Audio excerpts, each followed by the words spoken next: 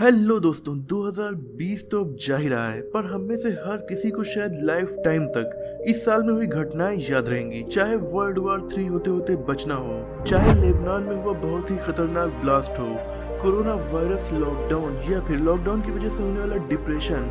खैर जैसे तैसे 2020 खत्म हो चुका है और 2021 से हम सबको काफी उम्मीदें हैं, पर आंकड़ों और फैक्ट को अगर देखा जाए तो 2021 और 2020 में कुछ खास फर्क नहीं होने वाला है, बल्कि 2020 एक तरह का एग्जाम था जिसके रिजल्ट हमें 2021 में और आने वाले सालों तक देखने को मिलते रहेंगे। ये सच तो कड़वा है, पर वीडियो में लास्ट तक बने रहिएगा। हम 2021 के बारे में ही आज बात करने वाले हैं। कोरोना पैंडेमिक 2020 के सबसे चर्चित वर्ड रहे हैं corona virus, lockdown, pandemic etcetera. जबकि 2020 में कोरोना वायरस की शुरुआत नहीं हुई थी, ये तो 2019 से ही लोगों को इन्फेक्ट कर रहा था और पहला केस भी 2019 दिसंबर में रिपोर्ट किया गया था। पर दुनिया ने इसका असली आतंक 2020 में देखा। लेकिन ऐसा बिल्कुल नहीं है कि 2021 स्टार्ट होते ही एकदम से ये गायब हो जाएगा। हालांकि हम ये जरूर कह सकते हैं कि 2020 कोरोना वायरस की खतरनाक शुरुआत का साल था और 2021 कोरोना वायरस के एंड होने का साल हो सकता है, क्योंकि वैक्सीन भले ही आ चुकी है पर अभी पूरी दुनिया के हर इंसान के लिए अवेलेबल नहीं है और इन्हें हर इंसान के लिए अवेलेबल होने में कितना टाइम लगेगा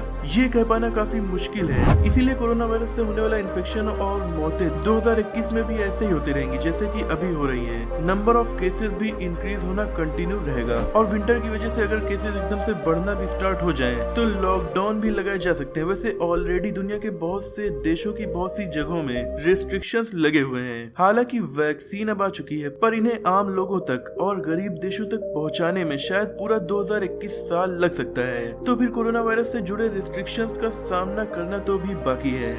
जॉब लॉस, कोरोना वायरस की बात तो हो गई, पर इससे जो जॉब लॉस हुआ है वो भी बड़ा ही खतरनाक है और उसका इम्पैक्ट पूरे दशक तक रहने की उम्मीद है, क्योंकि 2020 में कुछ बिजनेसेस को छोड़कर काफी बड़े बड़े बिजनेस ठप हो गए और लॉस में चले गए, जिसकी वजह से उनमें काम करने वाले लोगों की बहुत सी जॉब्स भी चली गयी। अब केवल इंडिया में 12 करोड़ से ज्यादा लोगों की जॉब, या यूं कहें कि हर तीसरे प्रोफेशनल की जॉब कोरोना वायरस के टाइम से चली गई है। हालांकि बहुत से लोगों की रिकवरी टाइम में जॉब वापस भी आ गई, पर फिर भी करोड़ों लोग केवल इंडिया में ही हैं जो कोरोना वायरस से पहले तो सही से जॉब कर रहे थे पर अब नहीं कर पा रहे और ऐसा 2021 में कंटिन्यू रहने वाला है। इसीलिए 2021 में जॉब के लिए काफी मारामारी भी कंटिन्यू रहेगी, जिससे लोगों की फाइनेंशियल कंडीशन में कुछ खास बदलाव देखने को नहीं मिल पाएंगे। टूरिज्म बिजनेस, दोस्तों दुनिया में बहुत से देश हैं जिनकी इकोनॉमी पूरी तरह से टूरिज्म पर ही डिपेंड है, या फिर उनकी इकोनॉमी का काफी बड़ा और इम्पोर्टेंट सोर्स टूरिज्म ही है, जैसे कि स्पेन, मालदीव्स, थाईलैंड एक्सेट्रा। या फिर इंडिया के बहुत से राज्य और शहर टूरिज्म पर काफी ज्यादा डिपेंड है। 2020 सबसे ज्यादा खतरनाक साल टूरिज्म इंडस्ट्री के लिए ही रहा है, क्योंकि इस साल ट्रेवल ना के बराबर ही हुआ है। जब टूरिस्ट नहीं आ पाए तो न सिर्फ देशों की इकोनॉमी को नुकसान हुआ, बल्कि इस इंडस्ट्री में जॉब कर रहे ज्यादातर लोग, जैसे कि स्पेन के ज्यादातर नागरिक और थाईलैंड के लगभग 10 लाख लोगों की जॉब पूरी तरह से चली गई। पर क्या इसका खामियाजा केवल इन्हीं लोगों को भुगतना पड़ेगा? नहीं, ये असर हम तक भी पहुंचेगा, क्योंकि जब फिर से ट्रेवल स्टार्ट होगा और टूरिस्ट इन देशों में पहुंचने लगेंगे तो अपनी इकोनॉमिक कंडीशन सुधारने के लिए इन देशों में लोग सर्विसेज के दाम दोगुने से भी ज्यादा बढ़ा सकते हैं, ताकि 2020 में अपने नुकसान की भरपाई कर सकें। यानी कि ट्रेवल करना पहले से भी ज्यादा महंगा होने वाला है और 2021 में अगर आप ट्रेवल करने जाएंगे तो कोरोना से रिलेटेड प्रोटोकॉल्स को फॉलो करना, जो कि काफी इरिटेटिंग होता है, इसके साथ साथ आपको काफी ज्यादा महंगाई का भी सामना करना पड़ेगा। हेल्थ प्रॉब्लम्स, जिन लोगों की जॉब्स चली गई हैं या बिजनेस फेल हो गए हैं तो जाहिर सी बात है कि वो काफी ज्यादा स्ट्रेस फील कर रहे होंगे। तो रिसर्चर्स के मुताबिक स्ट्रेस फील करने का सीधा इम्पैक्ट हमारी इम्यून सिस्टम पर पड़ता है, जिससे हेल्थ प्रॉब्लम्स क्रिएट होती हैं और इससे ये साबित होता है कि नेक्स्ट ईयर बहुत सारे लोगों को हेल्थ रिलेटेड प्रॉब्लम्स भी फेस करनी पड़ेंगी। तो उनसे बचने के लिए हमें स्ट्रेस फ्री रहना चाहिए, क्योंकि इस वक्त जो प्रॉब्लम्स हैं वो हमेशा नहीं रहने वाली हैं और जल्द ही इनका कोई ना कोई सोल्यूशन हम निकाल लेंगे। Air industry,